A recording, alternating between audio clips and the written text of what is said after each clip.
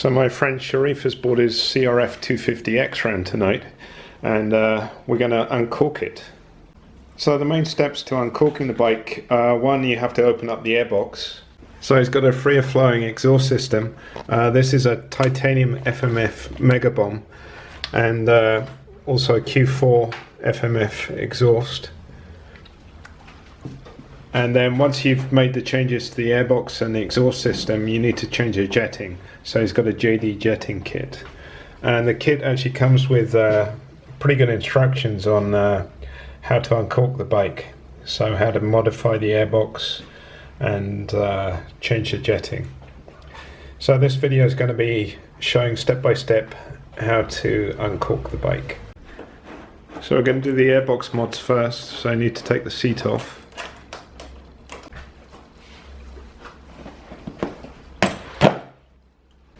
So to modify the airbox, you need to take the battery out, and you also need to remove the snorkel metal piece.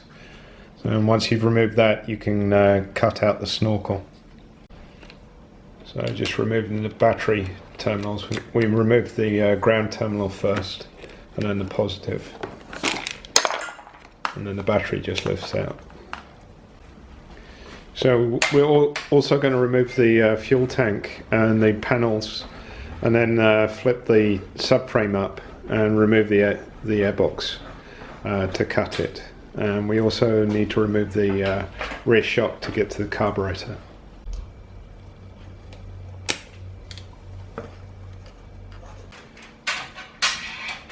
So we've left the shrouds connected to the tank, and removed the bolt on the petcock and the other bolts, and then just lift the tank off.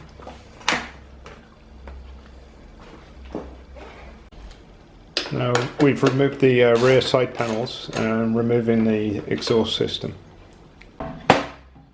So we've removed the stock silencer, and we're going to weigh it, compare it to the Q4 FMF and also the header.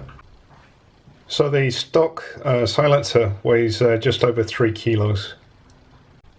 And the FMF Q4 weighs about 2.3 kilos, so it's about 700 grams lighter.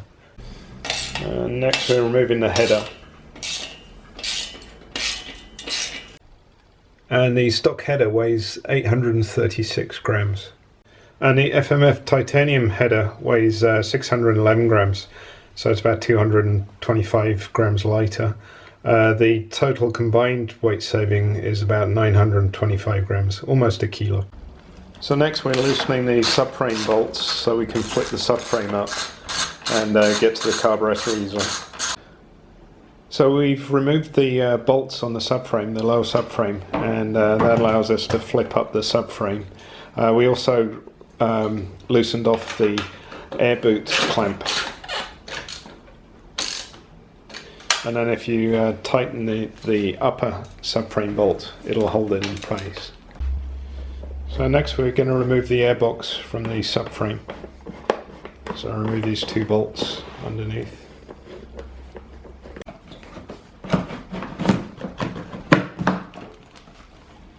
And that's the airbox removed.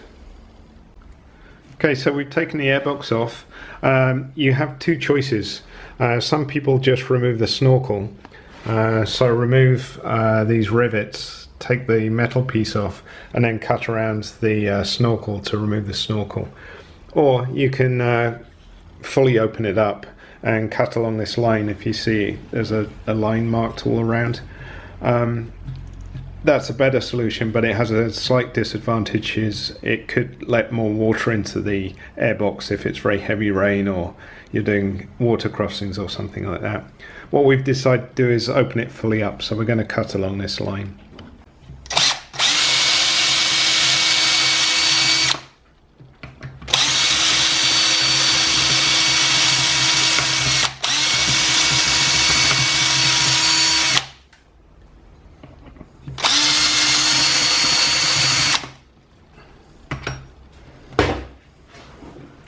Okay, so we drilled out the rivets, and this metal piece then can be lifted off.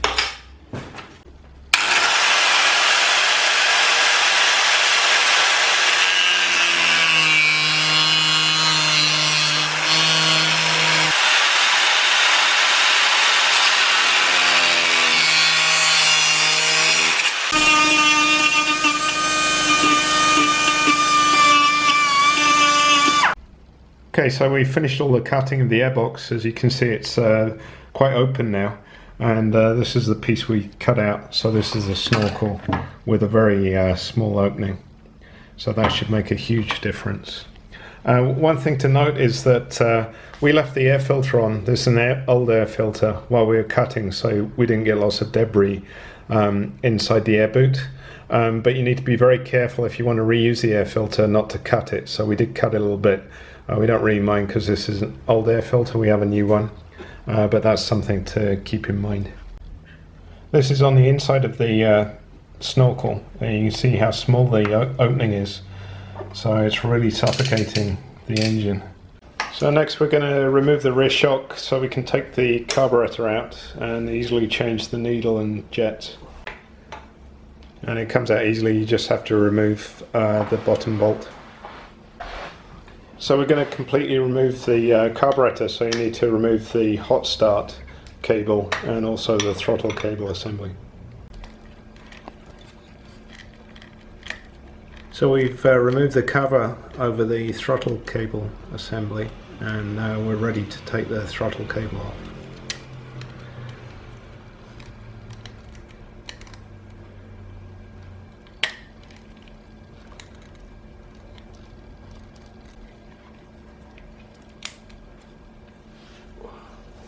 And that's the other side off. And you also need to unplug the throttle position sensor. So there's a plug up here, just above the engine.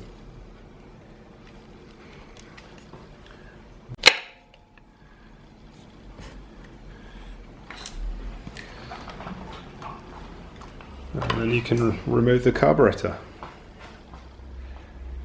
So next we're going to change the jetting of the carburetor using the JD jetting kit, and we're going to be fitting the red needle with the clip in the 5th position.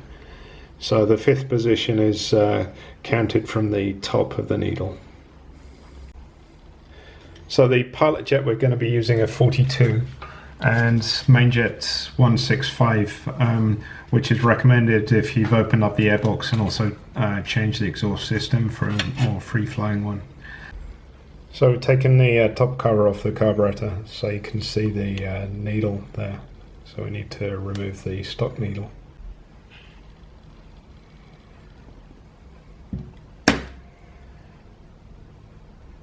So to remove the needle from the top bolt, you need to remove the clip and then slide the bolt down over the needle.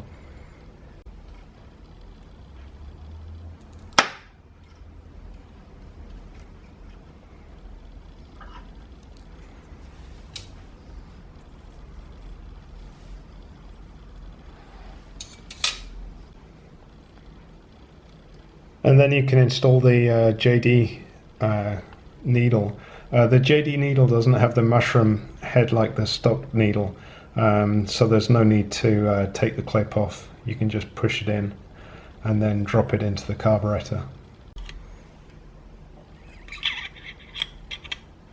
So just drop the needle in and then reinstall the bolt on top of the needle.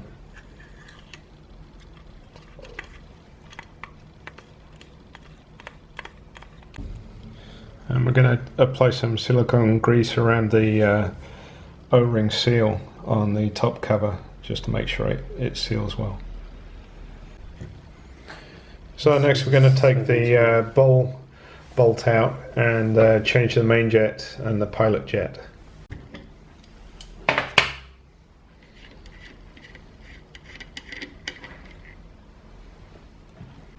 And now you can see the main jet, and buried down inside is the pilot jet.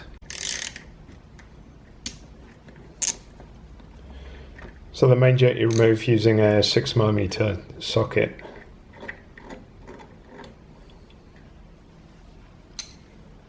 And what size is it? Stock. You see the number.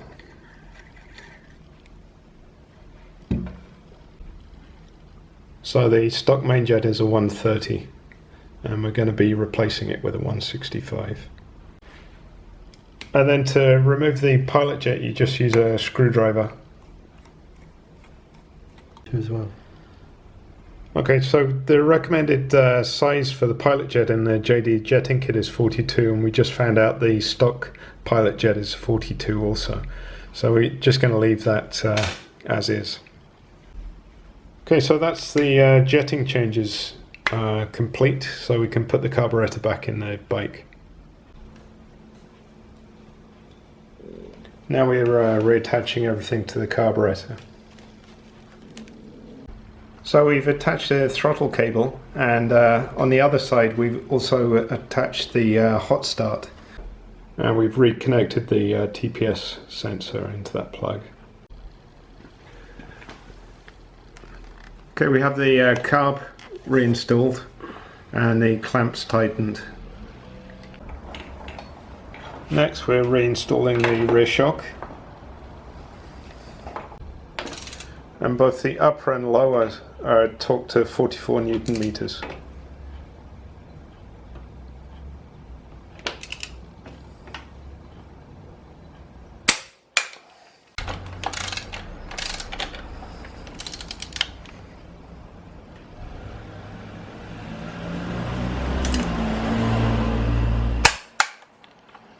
This is the stock air filter cage, and you can see it's mesh, and it's quite a dense mesh. There's not much opening in it, so we actually replaced the cage with a new cage with no mesh.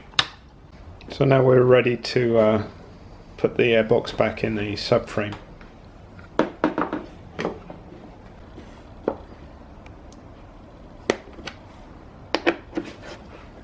And the airbox is just held in with these two bolts.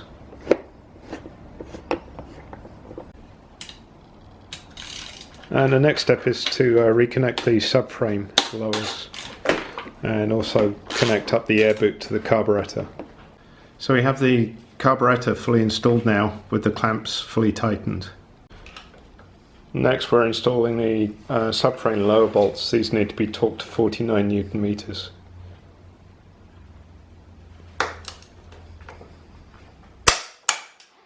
Okay, so we're ready to install the header. We put some high temp silicone sealant on both ends of the header to make a good seal.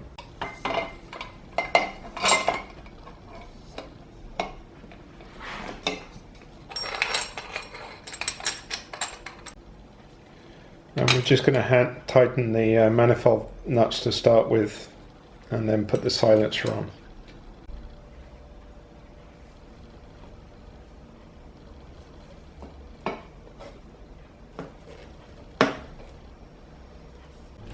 And then header manifold bolts need to be torqued to 21 Newton meters.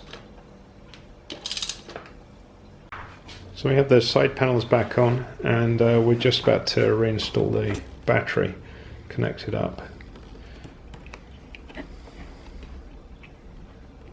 And battery's installed, and the next step is to reinstall the fuel tank.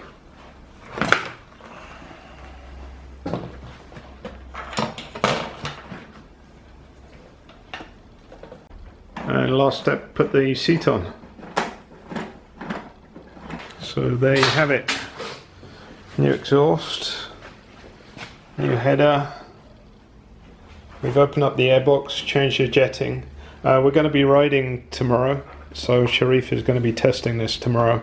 I'll take some video and see how it goes. And we're just going to do a quick test to see whether it starts okay.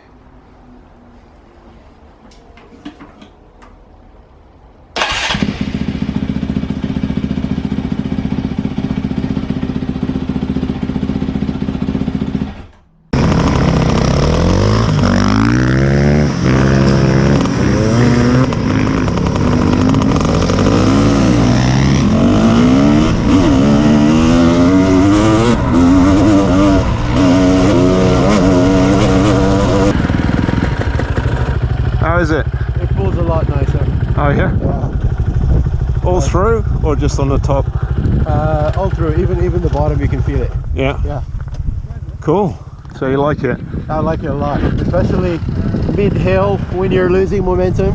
Yeah. And you just give it a handful of throttle. Yeah. It just goes. Great. Yeah. It breathes better. It feels like it breathes better, and there's no hesitation. Cool. It's pretty good.